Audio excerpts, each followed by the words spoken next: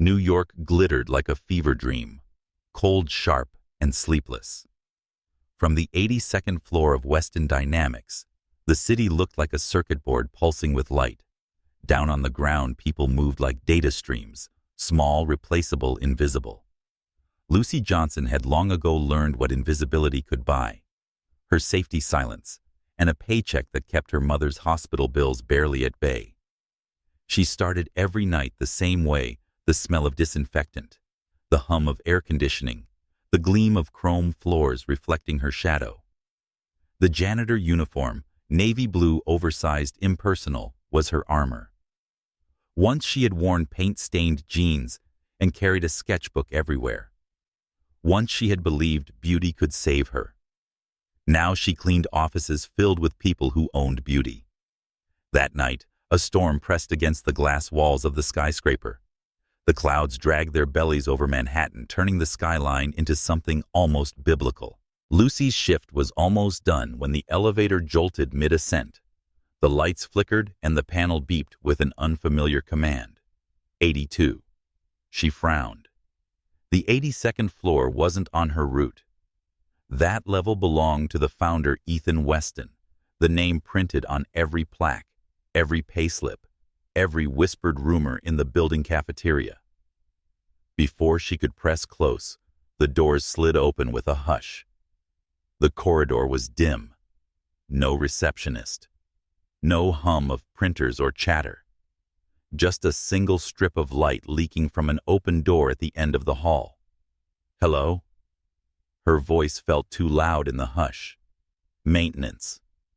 "Sorry, wrong floor." No answer. Still, something, curiosity, maybe fate, pulled her forward. Inside the office looked less like a workspace than a private observatory. Floor-to-ceiling glass curved around the room, and beyond it, New York unfurled like a sea of fire. Rain streaked the windows. The air smelled faintly of whiskey and sterile medication. Then she saw him. A man sat motionless near the window, half turned toward the city. A wheelchair framed his lean body. His reflection floated in the glass like a ghost tethered to steel. The faint glow from outside traced his profile's strong jaw, unshaven stubble eyes the color of cold smoke. Lucy's breath caught. She recognized him instantly. Ethan Weston. The newspapers called him the Phantom Tycoon. He hadn't appeared in public since the plane crash 2 years ago that had killed his wife and left him paralyzed from the waist down. Since then, Weston Dynamics had been run by his board, and he had retreated here into the clouds. She shouldn't be here. "Sir," she stammered, backing toward the door. "I'm sorry. The elevator must have—" "Stay." The word was soft but sharp, like glass breaking under velvet. He didn't turn his head. His voice was low, almost detached. "You clean this floor?" "No, sir. Wrong button, I think." "Then you should be gone already." "Yes, sir." Her hand found the doorknob, but something in his tone, some fracture beneath the command, made her pause. Ethan finally looked at her. The movement was slight, but the effect was seismic. His eyes were fierce, intelligent, but exhausted, like he'd been fighting wars no one else could see. "Why are you still standing there?" She hesitated. "Because you look like you need someone to answer." He blinked, startled. And for the first time in a long time, Ethan Weston laughed quietly, bitterly. "You think I need help?" "No," she said, surprising herself with the steadiness in her voice. "I think you need to stop pretending you don't." The air between them thickened. The rain outside hit harder, like 1,000 fingertips drumming against the glass. He wheeled closer, the quiet hum of the motor filling the silence. Up close, he looked younger than the headlines made him, though grief had carved shadows around his mouth. A blanket lay across his lap, his hands pale against the black fabric. "You don't look away," he murmured. "Everyone else does. Or worse, they stare until I remind them I can still see." "I wasn't staring," Lucy said. "No," he replied. "You were seeing." Something flickered in his expression, something raw and fleeting. Then it was gone, replaced by that polished detachment she'd heard about. "Tell me your name." "Lucy Johnson." "Lucy." He repeated, rolling the syllables as though testing their weight. "You know what it means?" She nodded. "It means grace. Doesn't suit this city. Maybe that's why someone should carry it." His lips twitched almost a smile. They hovered in a silence that felt alive. The rain, the hum of the city, the faint crackle of his breathing machine. It all blended into a rhythm that felt both intimate and dangerous. Ethan turned back to the glass. "Do you ever wonder," he said quietly, "what it's like to fall from this height? Would you have time to regret? Or would it all end before the fear begins?" Lucy's pulse quickened. "That's not something you should be thinking about." He smiled faintly. "That's exactly what people say when they have no idea what it's like." She stepped closer without realizing it. "And what's it like?" "Like being trapped behind this glass," he whispered. "Watching life move below you, knowing you built the tower that keeps you out." The words hung in the air, heavy and naked. For a long moment, neither spoke. Then Lucy did something reckless. She placed her cleaning rag on his desk, beside a sculpture of fractured glass, shaped like a bird mid-flight. "You built this place," she said softly. "Maybe it's time you walked through it again, even if you can't walk." His eyes snapped to hers. The stormlight caught in them, sudden and bright. "You talk like you know me." "I don't," she admitted. "But I know what it feels like to lose something that used to define you." He studied her, the silence between them taut as a held breath. Then unexpectedly, his voice broke the stillness. "You're the first person tonight who hasn't apologized for being alive." The elevator dinged in the distance, a reminder of the world beyond that office. Lucy should have left. Instead, she stood still, feeling something dangerous take root. A curiosity, a recognition, maybe even a kind of pity she refused to name. "Good night, Mr. Weston." As she turned to leave, his voice followed her, low and deliberate. "Courage suits you, Miss Johnson." She didn't look back, but the words burned into her skin. In the elevator's mirrored walls, her reflection trembled between two worlds, the cleaner she was and the woman who had just been seen, truly seen by a man everyone called untouchable. That night, she couldn't sleep. The image of him alone against the city's blaze haunted her. She thought of his question about falling, and for reasons she couldn't explain, she wanted to climb back up there to make him see something worth staying for. The next evening, when her supervisor handed her the floor assignment, there was a new line printed in neat corporate type: "Weston Dynamics, Level 82, Private Access Approved." Her hand froze around the clipboard. Someone had changed her schedule. Somewhere 82 floors above, Ethan Weston sat by the window again, watching the rain turn the city into rivers of light. And for the first time in years, he wasn't waiting for morning, he was waiting for her. The next night, the rain had stopped, but New York still shimmered, as if the storm had left its reflection behind. The air carried that clean metallic scent that follows thunder, a pause between chaos and clarity. Lucy told herself she wasn't nervous, only tired, but her pulse betrayed her the moment the elevator began its long climb toward the 82nd floor. The mirrored walls showed a woman she barely recognized, shoulders squared, eyes sharper than the uniform suggested. When the doors slid open, the corridor was no longer dark. A soft amber glow spilled from the same office door. The world seemed to hold its breath. Ethan Weston was waiting. He sat at the same window, but this time the lights were on, casting warm halos across the room. The desk had been cleared, and a second chair stood opposite his, deliberate, expectant. "You changed my schedule," she said quietly. "I prefer to think of it as redirecting potential." His voice carried that cool amusement that hovered between arrogance and defense. "I'm not potential, Mr. Weston. I'm staff." "You were staff," he said simply until you spoke to me like a person. Her throat tightened. "And what am I now?" He gestured to the chair. Conversation. Something in her pride, maybe fear, urged her to turn away. Yet her feet carried her forward. She sat folding her hands to still their tremor. The silence that followed was soft but dense, like the air before lightning. "You used to be an artist," Ethan said. Lucy's head lifted sharply. "Who told you that I read your employment file?" he said, unashamed. "It's thorough. So you invade privacy for entertainment." "I collect data to understand people. It's a habit." She frowned. "Maybe that's why you don't understand them at all." He leaned back, studying her. "You think understanding is the same as feeling I think you're afraid to do either." The words escaped before she could stop them. For a heartbeat, she feared she'd gone too far, that the distance between billionaire and janitor would swallow her whole. But Ethan only smiled faintly, that ghost of irony curling at the edge of his mouth. "You have an extraordinary talent for insubordination," he murmured. "I find it refreshing." Her pulse steadied. The absurdity of their conversation struck her, two people from opposite worlds trading truths like weapons. He turned toward the window again. "When I built this tower, I thought I was creating something permanent, something that couldn't be broken.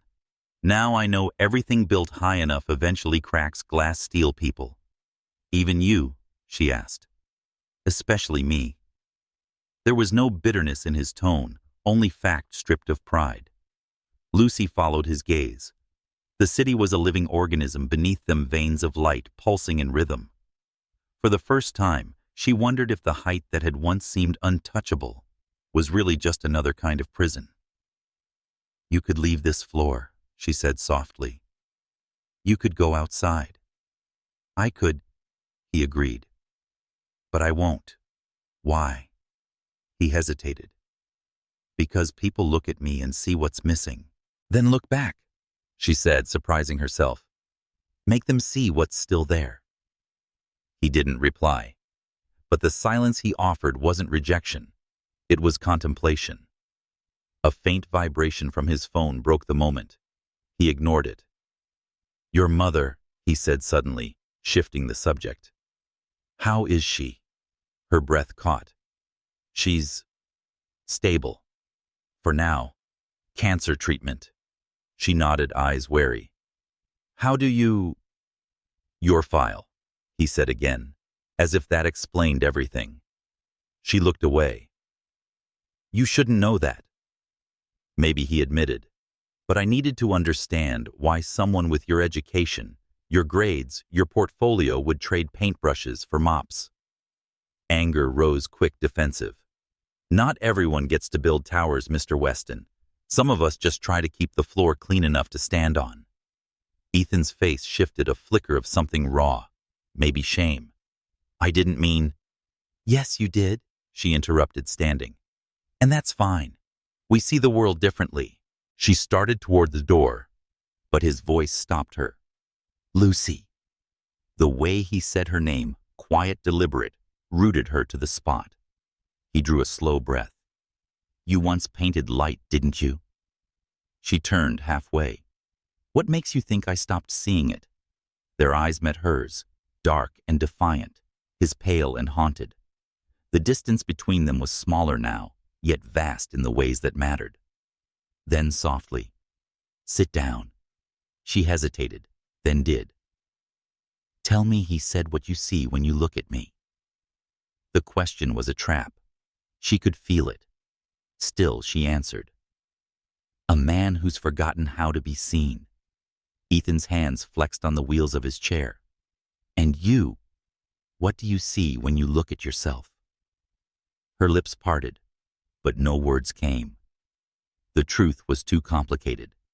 The exhaustion, the fear of becoming invisible forever, the small rebellions that kept her human. Finally, she said, "Someone trying not to disappear." He nodded slowly. "Maybe we're not so different." She wanted to tell him he was wrong, that money, fame, and glass walls set him light years apart. But she couldn't, because for a brief, disorienting moment she believed him. Time blurred after that. Lucy's nightly visits became unspoken ritual. She still cleaned quietly, efficiently, but sometimes Ethan would break the silence with a question. Sometimes she answered. Sometimes she didn't. Their conversations were uneven, like jazz improvisations, sharp edges of truth wrapped in long pauses. He asked about her favorite painters. She asked about the crash.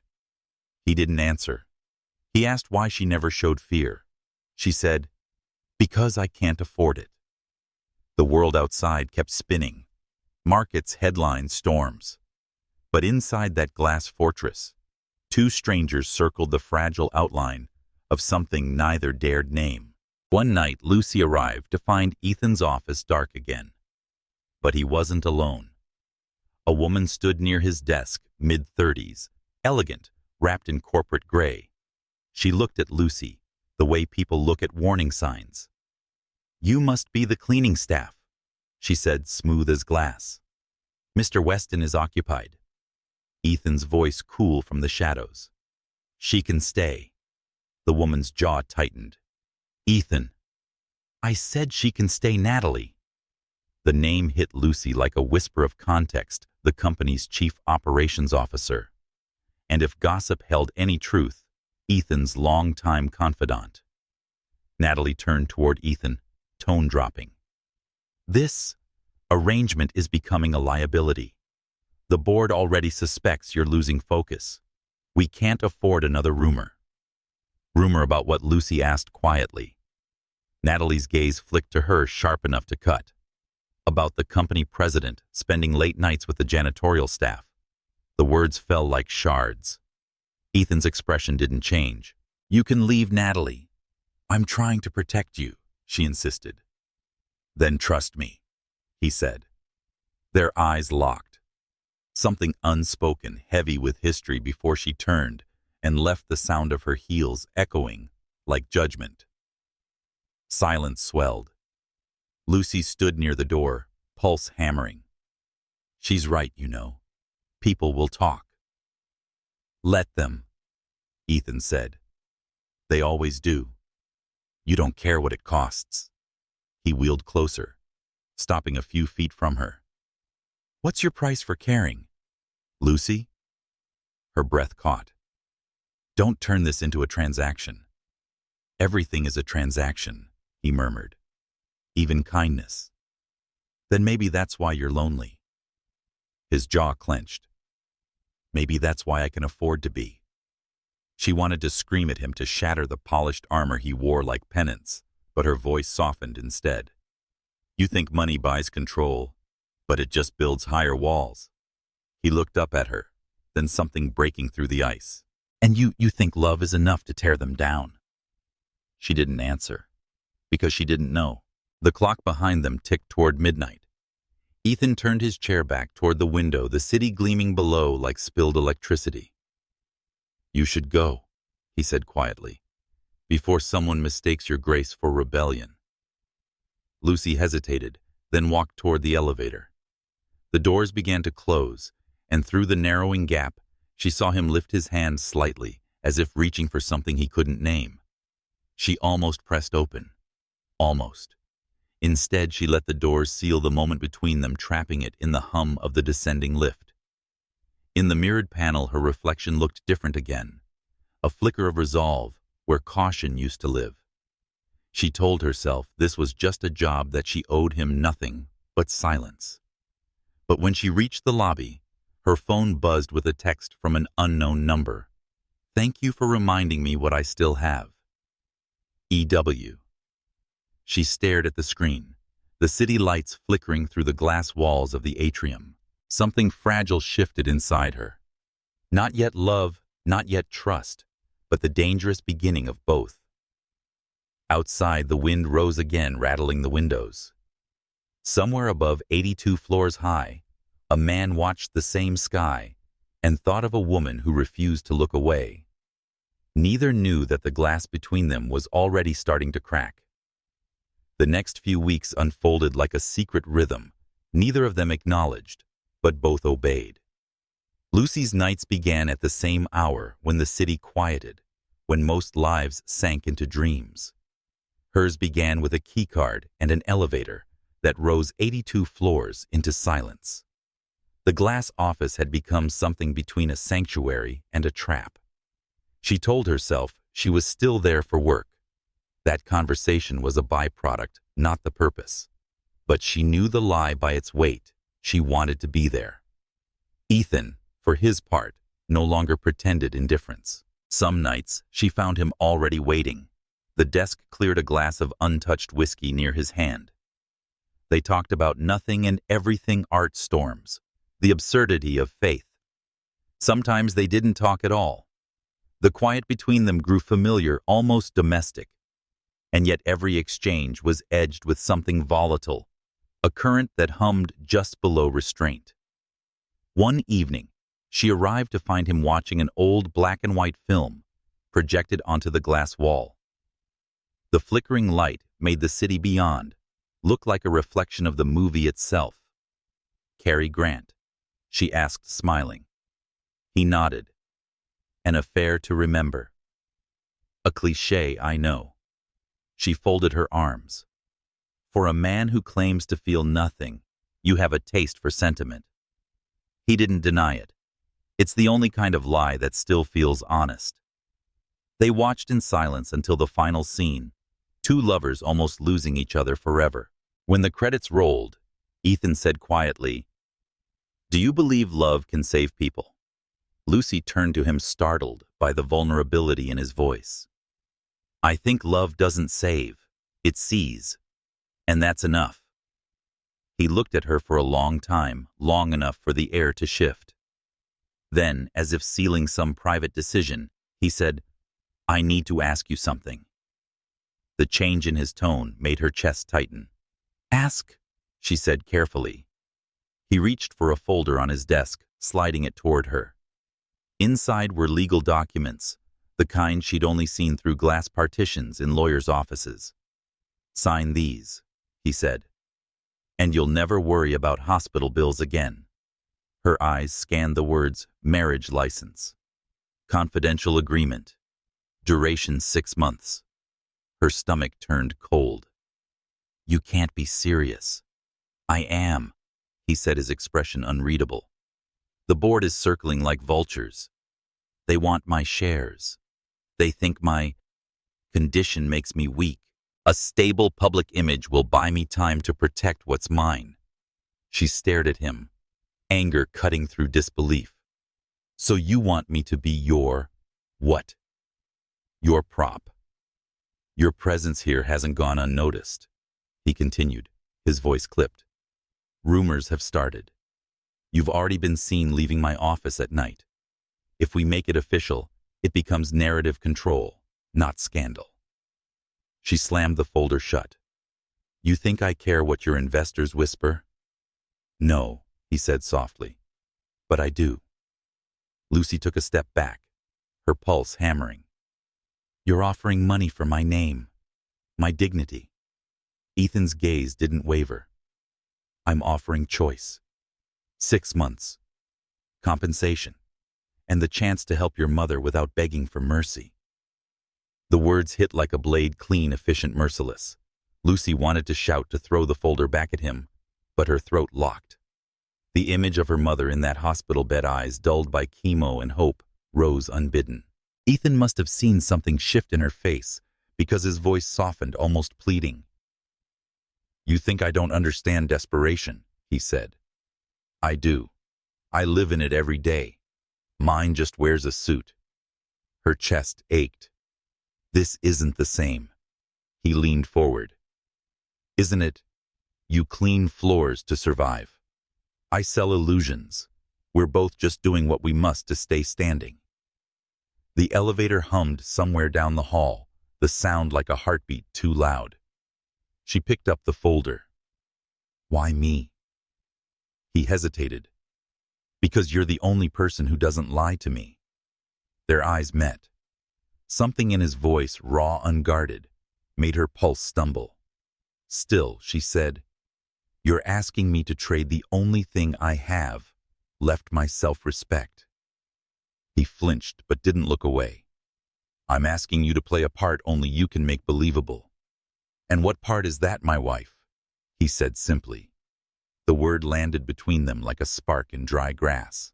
That night, Lucy didn't sleep. She walked the city streets long after her shift ended, the documents folded in her coat pocket. Neon bled across puddles. The world felt both infinite and unbearably small. The offer was obscene, and yet underneath the outrage, another feeling stirred.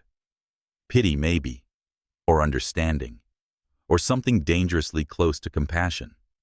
She thought of Ethan's voice when he said, "You're the only person who doesn't lie to me." There had been no manipulation in it, only exhaustion. By dawn, the folder felt heavier than paper. It felt like a key and a chain. When she returned to the 82nd floor the next night, she found him by the window as always. The sky outside was clear, the stars sharp and cold. He didn't turn when she entered. "You came back. I haven't signed anything. I didn't expect you to." "Yet." She walked to the glass wall beside him. "Tell me something first. If this is just business, why does it sound like confession?"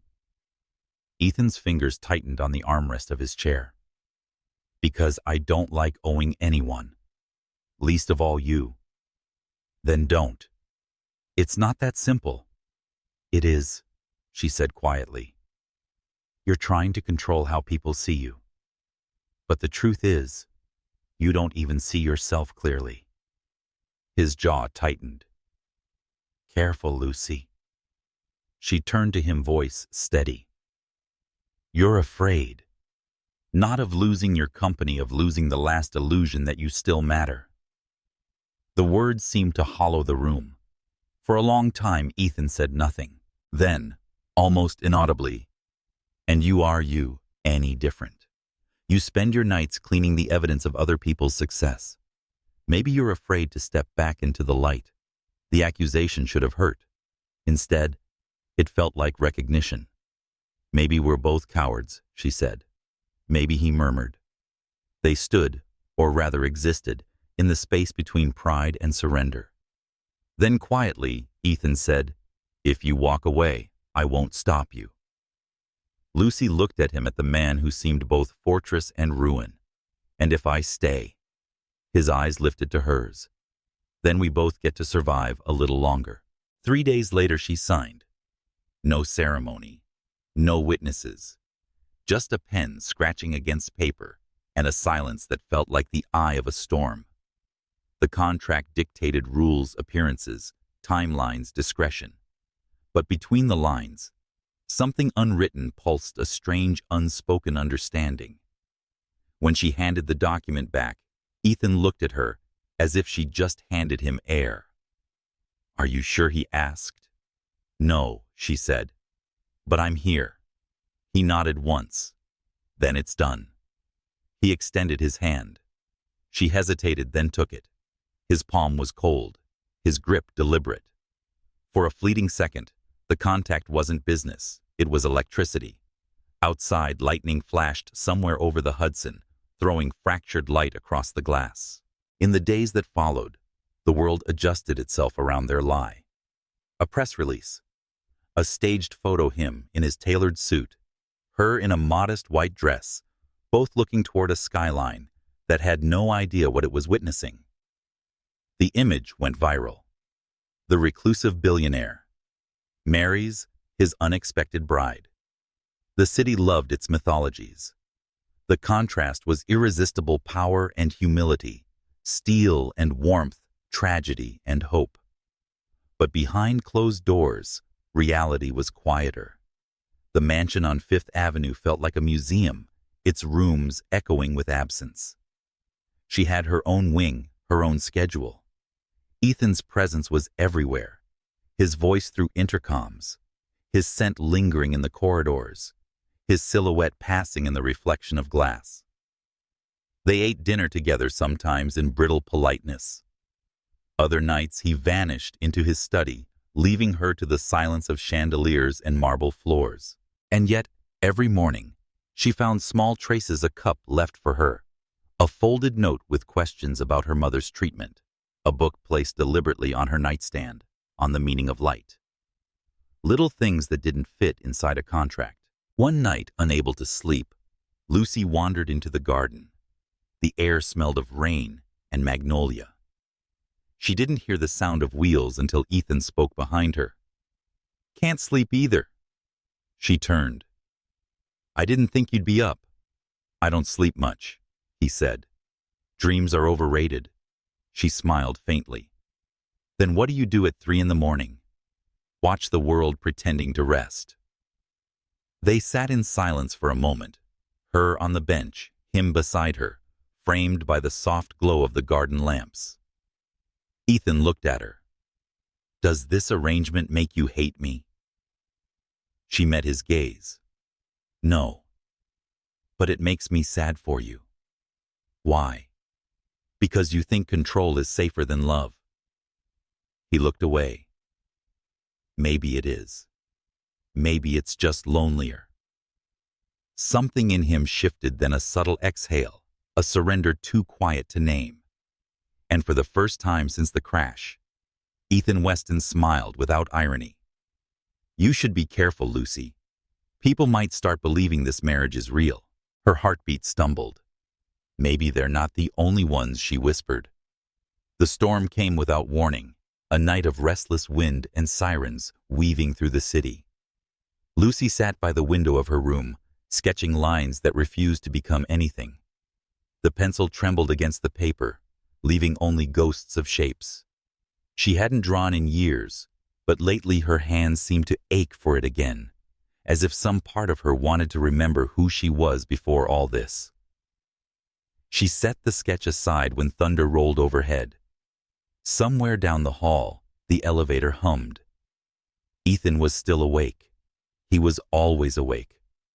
Since the marriage, their arrangement, they had become two planets orbiting the same axis, always near, never touching. Some nights he sought her company in the garden. Others, he disappeared behind the doors of his study, lost to work or to ghosts. But tonight, something felt off. The house, usually pulsing with quiet electricity, felt watchful. She stood barefoot on the cold marble floor and followed the faint trail of light spilling from the study at the end of the hall. Ethan was slumped over his desk, head bowed, his chair angled away from the window. The stormlight flashed across his face, pale, strained, exhausted. For the first time since she'd met him, he looked breakable. "Ethan." No response. She stepped closer. The half-empty whiskey glass beside him still trembled with the vibrations of thunder. His breathing was shallow, but steady. Not drunk, not unconscious. Just asleep from the kind of fatigue that lives deeper than bone. Her eyes caught the papers scattered across the desk. Spreadsheets, emails, legal drafts. And beneath them, a corner of something out of place, a medical report stamped with a familiar hospital logo. She froze. Her pulse stuttered as she pulled it free. The first line read, "Johnson Marion Patient ID 0417. Her mother's name. The date was from 6 months before Ethan's proposal. Her throat went dry. There was more, a memo from Weston Dynamics Foundation, confirming a special grant for patient expenses, signed by Ethan R. Weston. She read the line twice, then again until the words blurred. The truth was simple, sharp, undeniable. Ethan had been paying for her mother's treatment long before he'd ever asked her to marry him. The thunder outside broke like a verdict. When Ethan stirred awake, the first thing he saw was her standing across the room, the folder clutched in her hand like a weapon. His voice was rough, unguarded. "Lucy." She said nothing. The silence between them was a blade. He tried to straighten in his chair. "What are you doing?" She held up the papers. "You tell me." The moment stretched, fragile as glass. Ethan's expression shifted. Not guilt exactly, but recognition. He knew what she'd found. Lucy. Listen. How long she cut in? He swallowed. Since the hospital refused to renew her insurance. I had contacts. It wasn't difficult. You mean you decided for me? I wanted to help. You wanted control, she snapped. You always do. Her voice cracked on the last word, the pain too raw to disguise. You let me believe this marriage was about business, about you needing me. But it was pity, wasn't it? That's why you chose me.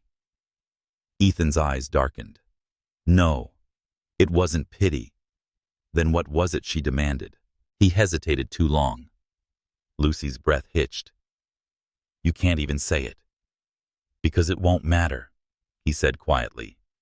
You've already decided what I am. She stared at him, heart pounding so hard it hurt.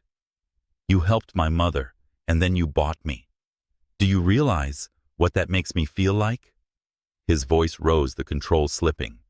I didn't buy you, Lucy. I was trying to give you a choice you never had. I didn't need your charity. Then what do you call this? He fired back, gesturing toward her ring, that thin circle of gold that suddenly felt like a shackle. You took the deal. You chose to stay. The words struck her like cold water. For a second, she couldn't breathe.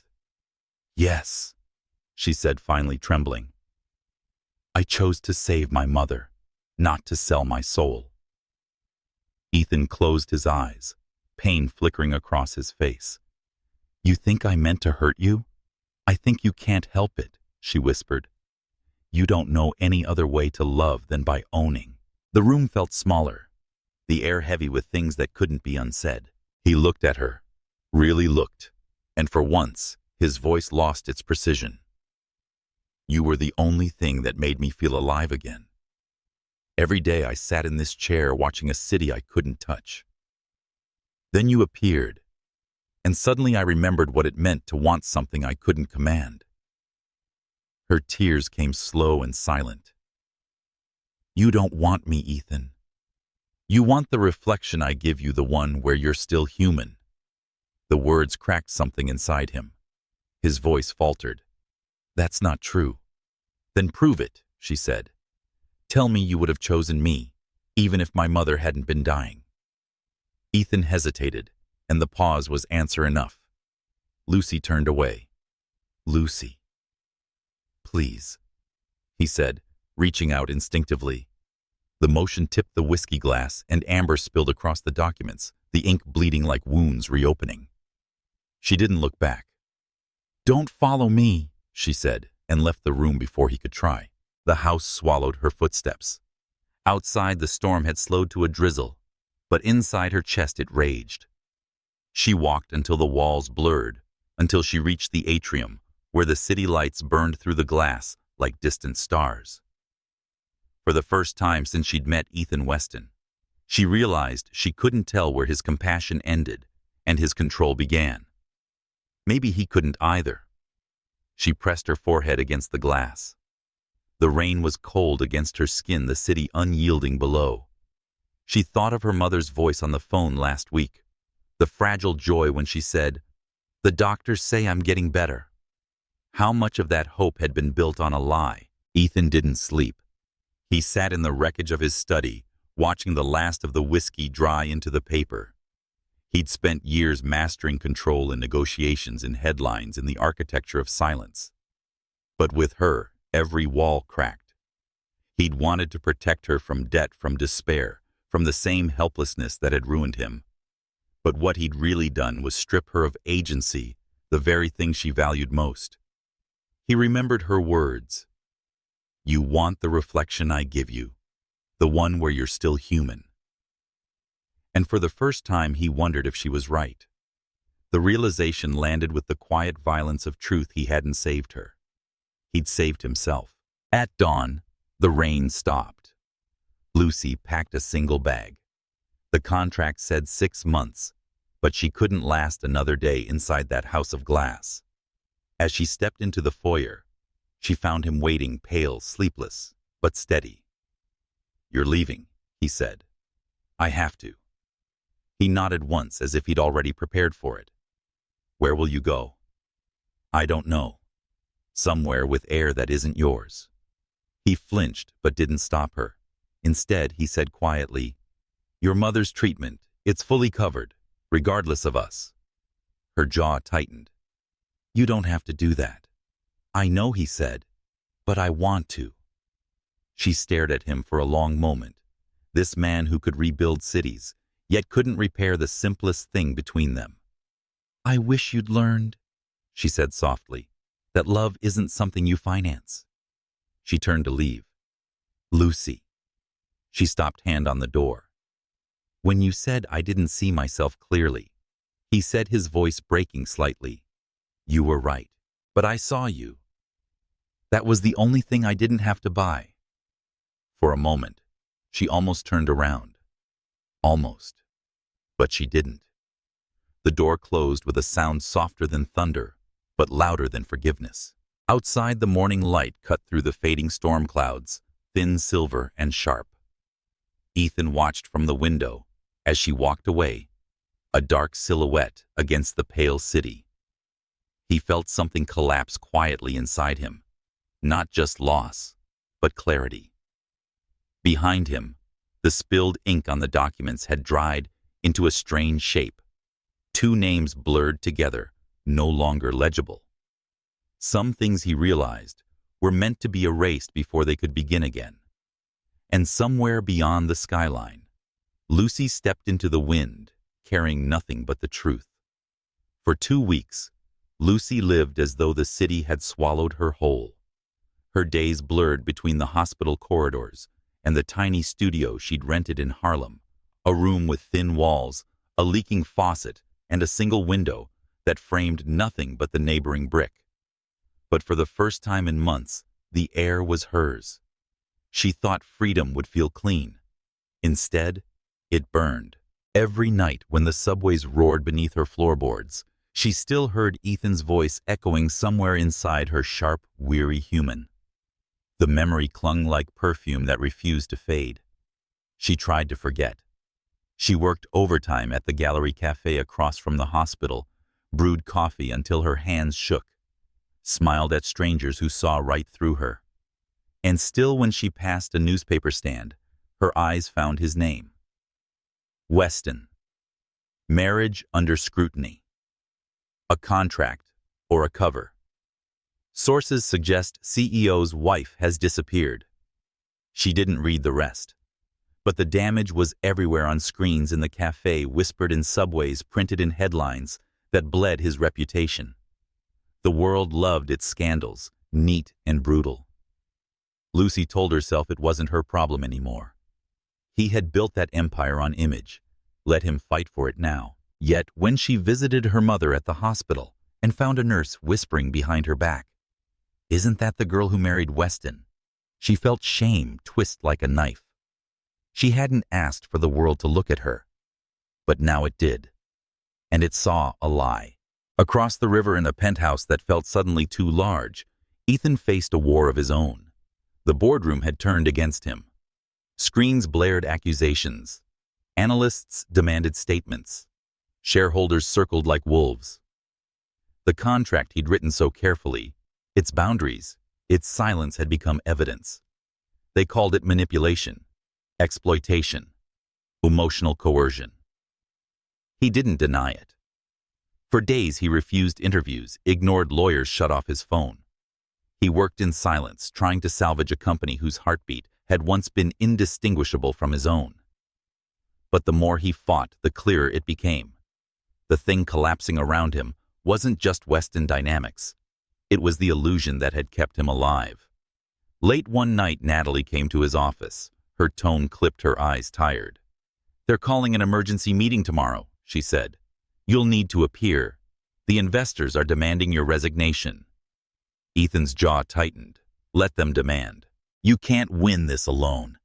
I'm not asking to win. Natalie hesitated. For the first time, her voice softened. "Ethan, maybe it's time to let go." He stared at her. "You mean give up everything I built? I mean stop mistaking punishment for penance." Her words hung in the air like dust. When she left, he turned toward the window. Rain streaked the glass again, blurring the city into watercolor. Somewhere out there, Lucy was breathing under the same storm. He hadn't seen her since the night she left, but every hour since had felt like a kind of seeing anyway, through memory, through regret. He closed his eyes and whispered, "What have I done?" The next morning, the press conference was set.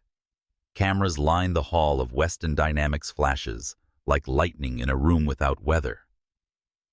Ethan sat at the long table, the company logo shining cold behind him. His legal team whispered last-minute strategies, but he barely heard them. When the microphones came alive, a reporter's voice pierced the buzz. "Mr. Weston, did you marry Lucy Johnson under false pretenses?" Ethan's hands gripped the chair arms. His publicist shot him a warning glance, "Stick to the statement," but he didn't. "No," he said, his voice steady, too honest for comfort. "I married her because she reminded me of who I used to be. Because I was dying in a glass tower, and she made me believe there was something left worth reaching for." The room fell silent. Another voice. "So the marriage wasn't for business reasons?" Ethan hesitated. It was, he admitted, at first. But somewhere along the way, business stopped being the point. Flashbulbs burst like small explosions. His team froze in disbelief. And then another voice from the crowd, soft but cutting. "Where is she now?" Ethan looked straight into the cameras. "Gone. Because I gave her every reason to be." He rose slow, deliberate, and left the microphones buzzing behind him. That same evening, Lucy sat in the hospital cafeteria stirring cold coffee when a nurse turned the TV up. The broadcast replayed his words, the confession stripped of context, raw and vulnerable. "Because she reminded me of who I used to be. Because I gave her every reason to leave." Her throat closed. Around her, strangers whispered half sympathy, half judgment. She walked out before they could see her cry. Outside, the sky was bruised with thunder again, the city trembling on the edge of another storm. She didn't know where she was going until she was already in a taxi, the driver glancing at her through the mirror. "Address," her voice barely carried. "Weston Tower." When the cab stopped, the building loomed like a monolith against the rain. The glass gleamed with the same sterile beauty she'd once found intimidating. But now, it looked fragile, too bright to be whole. Inside, security hesitated, recognizing her face from the tabloids. She didn't explain. She just pressed the elevator button and waited. The doors closed, the numbers climbed, and her reflection stared back at her, older, steadier, unrecognizable. When she reached the 82nd floor, the hall was dark again, except for the faint light beneath his office door. She pushed it open. Ethan sat by the window, motionless. His suit jacket hung off the chair, his tie undone. He looked up slowly, surprise flickering across his face, followed by something he couldn't name. "I saw the news," she said. He gave a dry, humorless laugh. "Then you saw the funeral too." "I saw the truth." Ethan turned his chair toward her. The light caught his face, the exhaustion, the faint tremor in his hands. "Why are you here?" She took a breath. "Because you told the world something you've never told me." He blinked. "That I ruined you. That you loved me." The silence after that was unbearable. The rain against the glass sounded like applause for something they hadn't yet earned. Ethan looked down. "I don't deserve to say it." "Maybe not," she said softly, "but you did."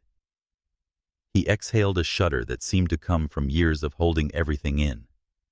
"I didn't help your mother to own you. I helped her because it was the only good thing I knew how to do. And when you came into my life, I confused gratitude for love and guilt for kindness. But then it stopped being confusion. I just didn't know how to tell you without breaking what little trust you still had left." Lucy felt something inside her fracture and mend at the same time. Why now, she asked. Why tell them instead of me? Because the world already took everything I built, he said. I didn't want it to take my silence too. She crossed the room, standing before him. The city lights shimmered behind her like 1,000 distant suns. I hated you, she whispered, for deciding for me, for making me feel small. You had every right to. But I also saw you, she said, her voice trembling. The man who stared at the city and thought he was the only one broken. You weren't. I was too. We just broke differently.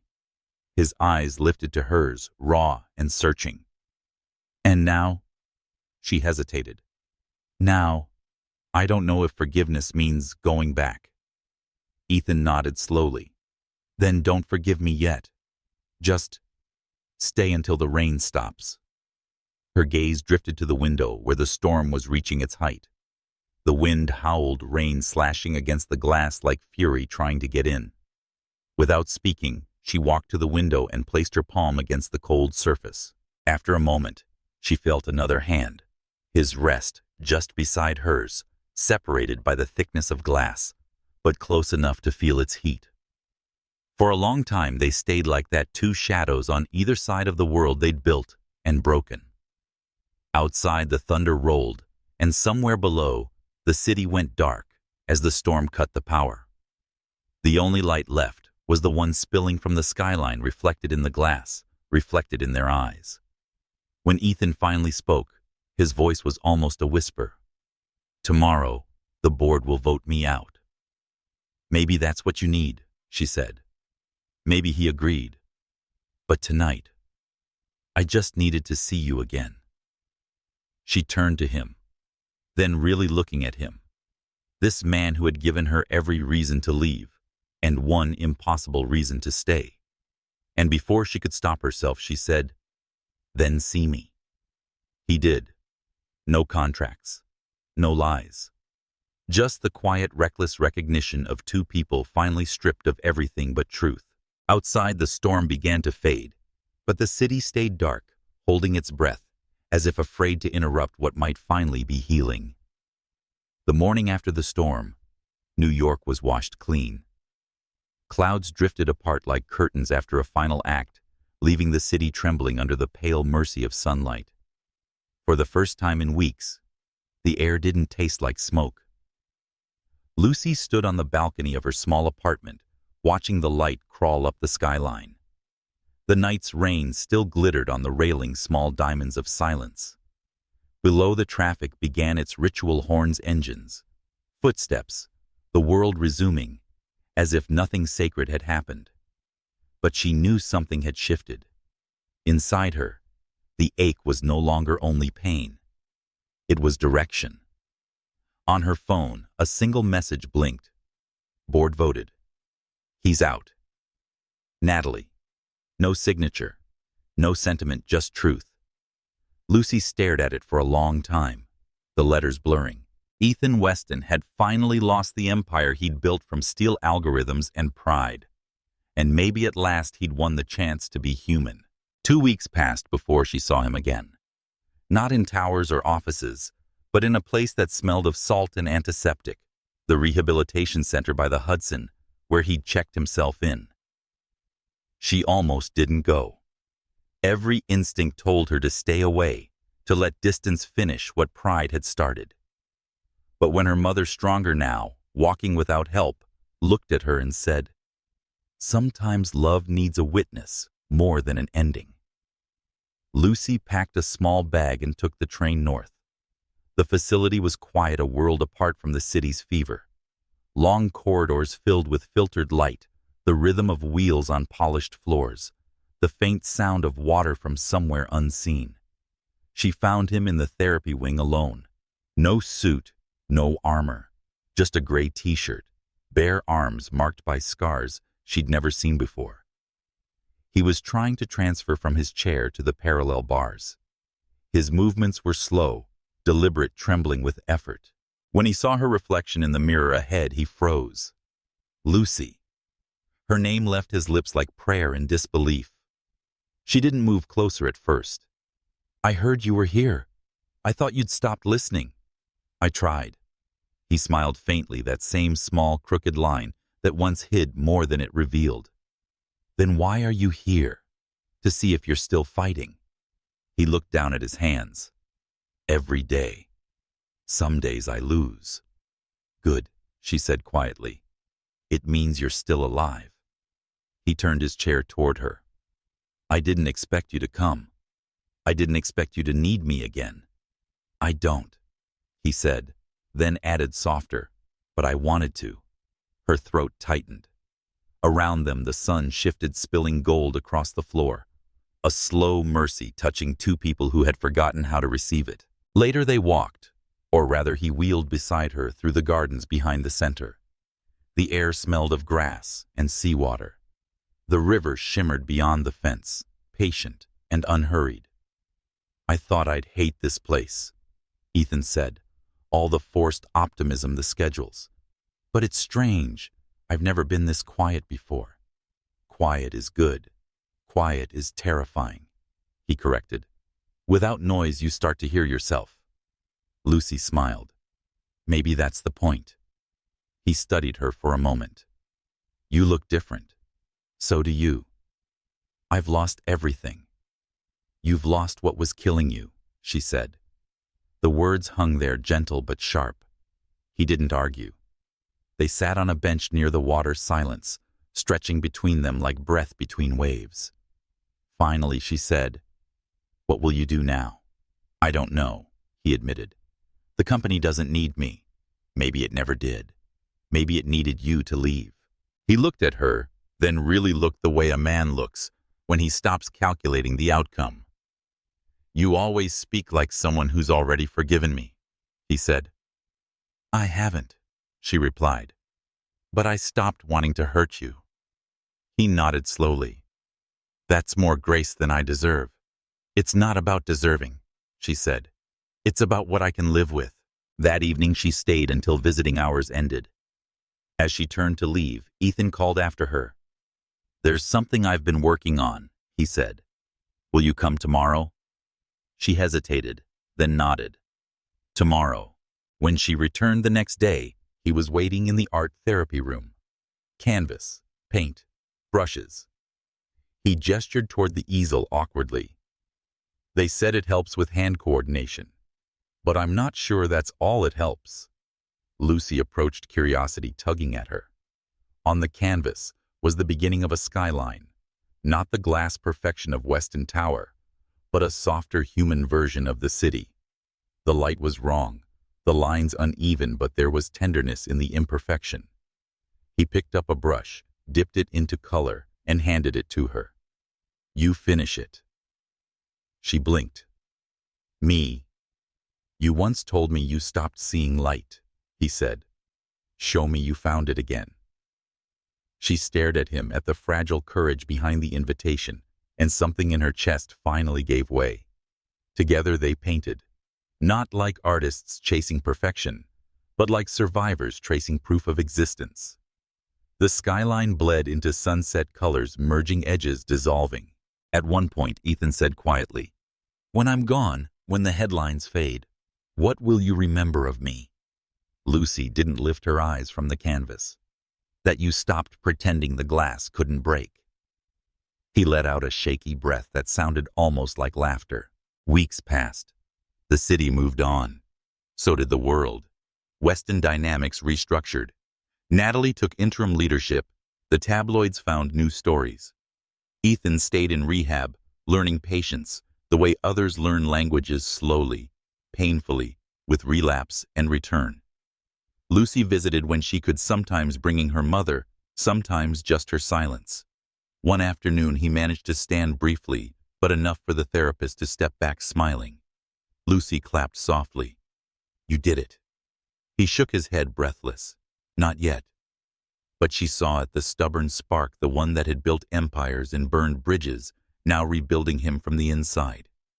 That night, as the sun fell over the river, he turned to her.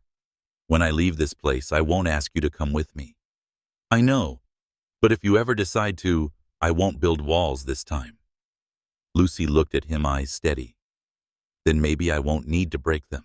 The day he was discharged, the sky was clear, impossibly blue, like forgiveness made visible. They walked together to the pier outside. He was still using the chair, but the wheels moved easily now, almost graceful. The river shimmered, carrying fragments of sunlight downstream. Ethan rested his hands on the rail. "I used to think power was control," he said. "Now I think it's choice." She smiled. "So what will you choose?" He looked at her, the wind lifting his hair, the city humming faintly beyond. "To start small. To build something that doesn't need my name to survive." "And me?" she asked softly. "You," he said, "don't need me to start anything." They stood there, the silence between them no longer fragile, but full, like music at the edge of ending. The sun dipped lower, flooding the river with gold. Lucy reached out and touched his hand. Not promise, not possession, just contact. For a heartbeat, the world steadied. Maybe love wasn't about fixing what had been broken. Maybe it was about seeing the cracks and staying anyway. Later that night, when she returned home, she opened the sketch she'd left unfinished weeks ago, the one of a skyline drowning in shadow. This time she added light. Soft, uneven, imperfect, but real. Outside her window, the city breathed. Somewhere across it, Ethan was probably doing the same. And for the first time in a long time, Lucy smiled. Not because she'd found her way back to him, but because she'd finally found her way back to herself. 6 months later, the city was in bloom again. Spring came softly that year, rain without thunder, sunlight that lingered like forgiveness. Lucy walked through Central Park with her sketchbook pressed against her chest. The world had shifted since the storm. Her mother was healthy now, painting again, her laughter filling their tiny apartment. The cafe had promoted Lucy to manage their small gallery space, and her own art, once buried under years of silence, had found its way back to light. Her latest exhibit was opening in 2 weeks, Glass and Sky, a collection of works she hadn't planned to show anyone, least of all him. But every canvas, every brushstroke carried some trace of Ethan, the skyline they painted together, the way light fractured across glass, the silence that spoke louder than words. Sometimes she wondered if art was just the body's way of keeping love alive when the heart refused to admit it. Ethan Weston had disappeared from the headlines. After resigning, he'd sold his shares, donated most of his wealth, and quietly invested in rehabilitation technology, new prosthetics, adaptive robotics systems that restored movement with dignity instead of pity. He no longer lived in towers. Instead, he rented a modest loft near the East River, its walls bare except for one painting, the skyline Lucy had finished. He spent his mornings in therapy, his afternoons consulting with engineers, his evenings walking, or rather learning to. The parallel bars were gone now. The cane remained not as defeat, but as proof of survival. Every step was deliberate, every breath earned. But some nights, when the river wind rose and the city lights fractured across the glass, he felt her presence again. Not memory, but pulse. He told himself he'd let her go. He just hadn't told his heart. It was Natalie who brought her name back into his life. She visited his workshop one afternoon, heels echoing across the concrete floor. "You really meant it," she said, glancing around. "You traded boardrooms for soldering tools." "I build things now," he replied, not looking up from the prototype in his hands. "Real things." She smiled faintly. "So I heard. The Foundation's new mobility grant is impressive. You even have artists applying for collaboration." That caught his attention. Artists. Natalie slid a brochure across the table, the poster for Glass and Sky. Lucy's name gleamed at the bottom in understated lettering. Ethan froze. "It's her," Natalie said softly. "She's part of the outreach initiative for adaptive art. They want to feature some of your tech at her exhibit."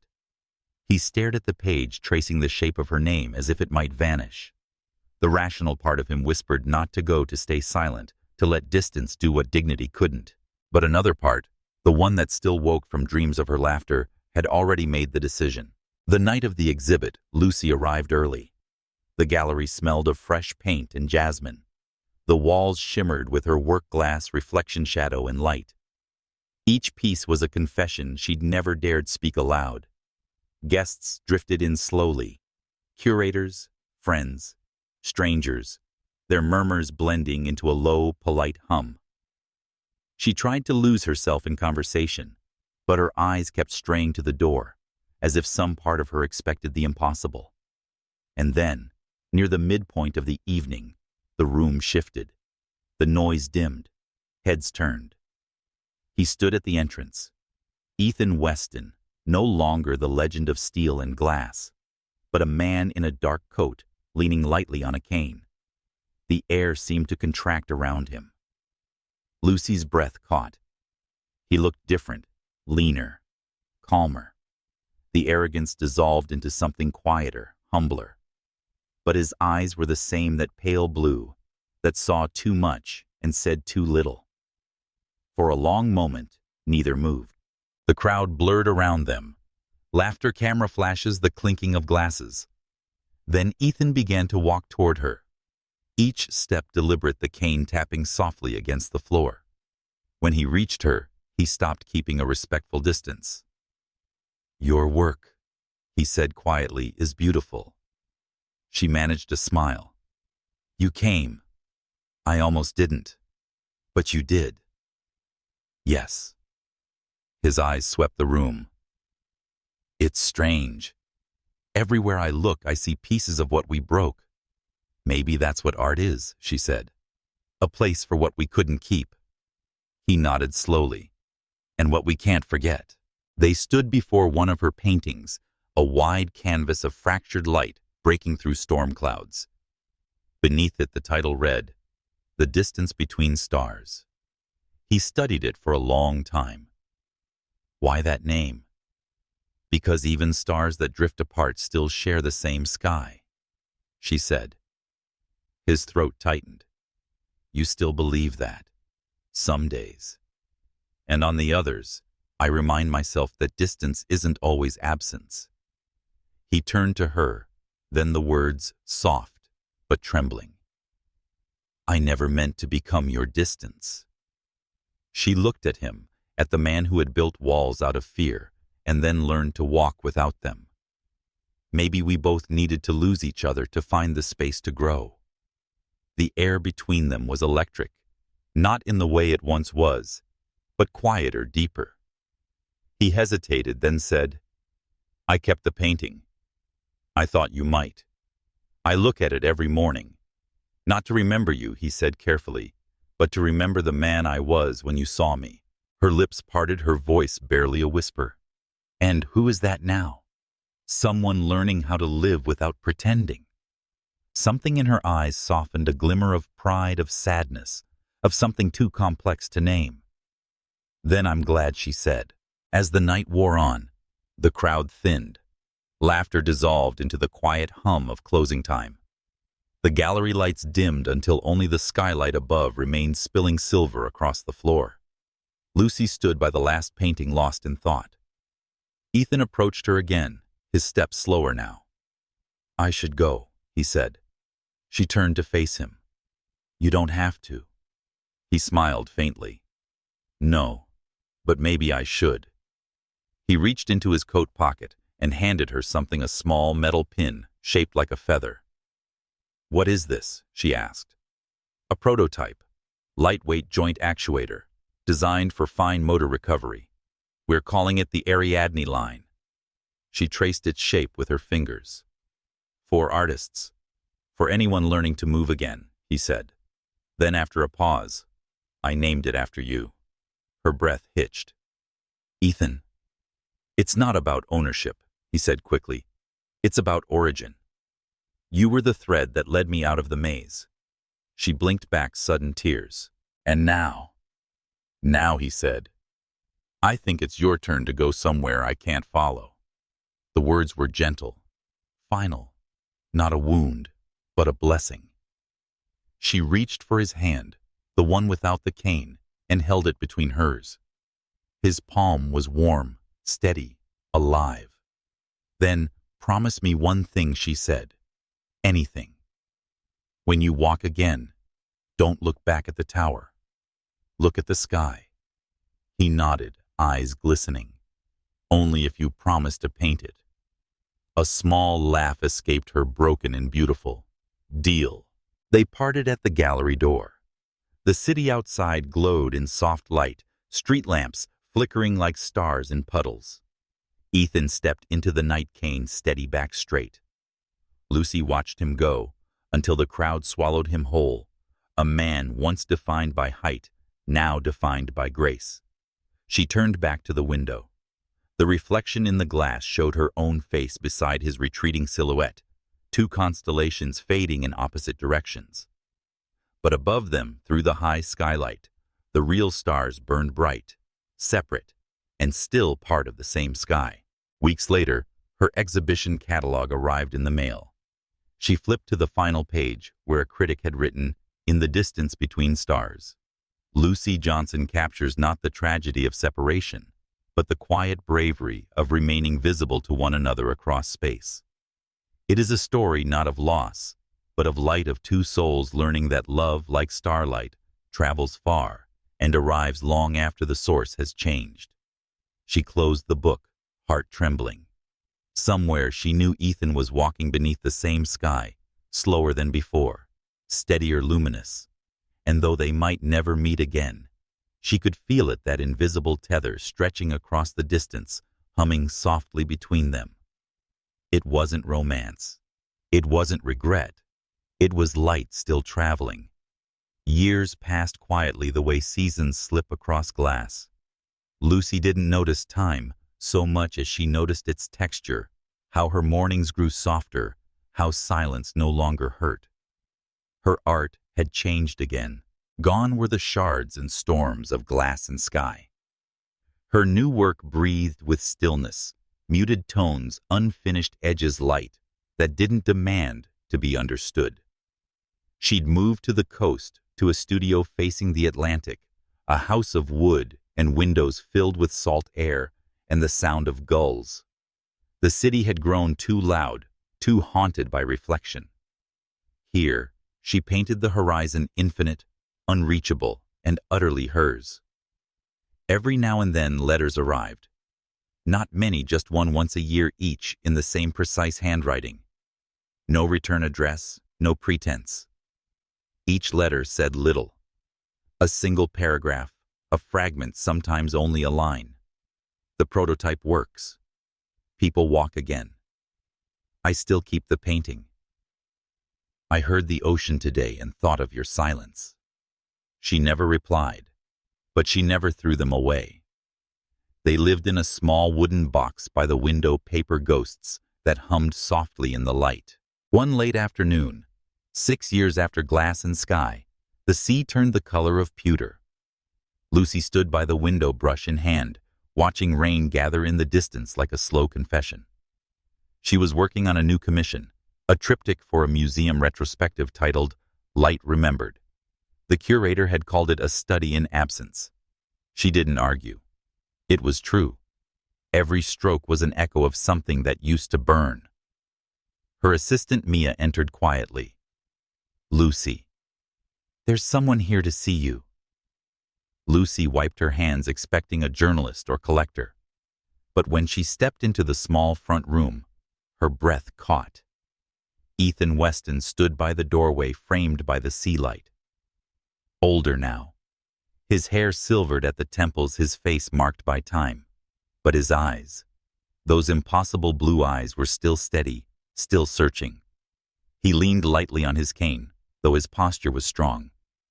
There was no trace of the fragile man she'd left in the rehab garden years ago. For a moment, neither spoke.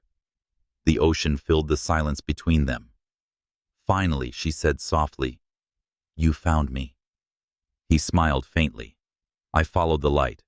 They sat at her kitchen table, the sea behind them, the smell of rain moving closer. He looked around at the canvases, the driftwood, the simplicity. You built something beautiful here. It's quiet, she said. That's enough. He nodded. I used to think quiet meant emptiness. Now I know it just means peace. She poured him tea, her hand steady despite the tremor in her chest. How long has it been? 6 years, he said. 7 maybe. I stopped counting. What brought you here? He looked down at the cup at the steam rising like memory. A letter I never sent. She frowned. To me? He nodded. It was about a new project. We're building something, an institute for rehabilitation through art and movement. I wanted your help designing the space. She studied him. You could have written. I did, he said quietly. 100 times. None of them were honest enough to send. Something in her chest ached. And now, he said, meeting her gaze. I'm too old to be afraid of silence. The rain began soft and rhythmic. He told her about the foundation, how the Ariadne line had expanded, how hospitals now used his designs, how children learned to walk again. He spoke without pride, as if recounting someone else's life. And you, he asked, are you happy? She thought for a moment. Happiness feels too small a word. I'm steady. I think that's better. He smiled. Steady suits you. Outside lightning flickered over the water, a single pulse of white across gray. Lucy stood and walked to the window. Do you ever miss it? She asked. The company, the noise, the height. He shook his head. No. The view from up there was never real. Everything looks honest only when you're eye level with the ground. She turned toward him. And me? Do you miss me? The question came out before she could swallow it back. He didn't flinch. Every day he said simply, but I don't ache anymore. Missing you feels clean, like remembering light. Lucy's eyes burned. That's what you came to tell me. No, he said. I came to ask if we could build something together again. Not a company, not a tower. Just a place. For others. For us. Her heart caught in the stillness. And if I say no, then I'll stay long enough to drink this tea and go back to the city, he said gently. And I'll know you're still painting somewhere under the same sky. The storm moved closer. Thunder rolled low and distant. She walked back to the table, sat across from him. What would you want me to do? Design the light, he said. You understand it better than anyone. The way it touches glass, the way it forgives shadow. She laughed softly. You still speak like an architect trying to flirt. He grinned, and for a brief moment, she saw the younger man again, the one who'd once waited for her in an office of glass and silence. The power flickered, then steadied. The air grew heavy with salt and rain. I'll think about it, she said finally. He nodded. That's all I ask. That night, after he left, she couldn't sleep. The rain drummed against the roof, steady as breath. She walked to her studio and opened the wooden box by the window. Inside were his letters, faded, frayed, alive. She read the last one again. I still keep the painting. She smiled through tears. Then she pulled a fresh page from her notebook and wrote slowly, I still see the light. She didn't know if she'd send it, but she wrote it anyway. Weeks passed. The rain gave way to summer. The project grew sketches, calls plans. Lucy traveled to the city again, standing beside Ethan, in rooms filled with blueprints and laughter. They worked together with quiet precision, like two instruments tuned after years of silence. One evening, as the sun dipped over the unfinished building, a structure of open courtyards and glass corridors, Ethan turned to her. You once told me that light was about what we choose to see, he said. Do you still believe that? She nodded. Yes, but I think now it's also about what we let go. He looked at her for a long time. Then maybe this time, I'll learn to let go the right way. She smiled. And what way is that? With gratitude. When the institute opened a year later, they named it the Weston Johnson Center for Creative Rehabilitation. Neither of them spoke at the ceremony. They didn't need to. The building spoke for them, its walls full of light, its glass angled, so the sunrise fell differently every hour, never the same twice. As the crowd dispersed, Lucy stood alone in the main hall, watching the light climb the walls. Ethan wheeled beside her quietly. "It's beautiful," he said. "So are you," she whispered. He turned toward her, surprise flickering into warmth. "I mean it," she added. "This what you've become. It's beautiful." He reached for her hand the same way he had years ago. Only now there was no desperation, no apology. Just presence. The light spilled across their joined hands. Outside, the world kept moving, cars, waves, people.